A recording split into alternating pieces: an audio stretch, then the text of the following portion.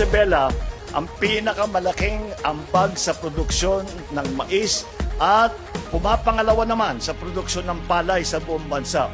Pag naipatuloy natin itong ating mga project, baka bumalik na naman ang Isabela sa number 1. Hindi lamang ito, ay nakita naman ninyo doon sa video, ay marami pong ikinakalat sa buong Pilipinas yan. Ito ay palalakihin pa natin.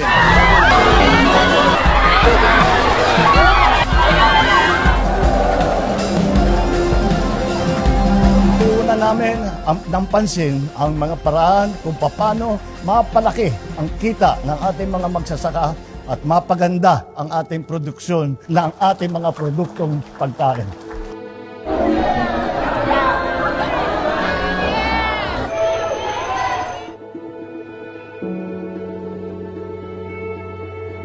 $126 na taon ang nakalipas mula nung unang itinaas ang watawat ng Pilipinas bilang pagpapahayag ng pagsilang ng unang republika sa kasaysayan ng Asya.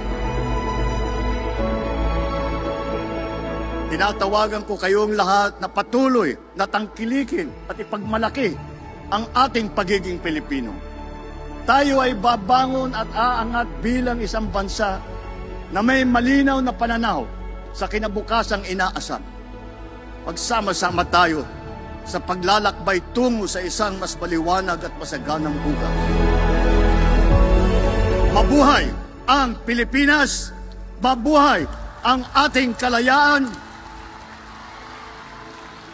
Mabuhay ang lahing Pilipino ngayon at magpakailanman!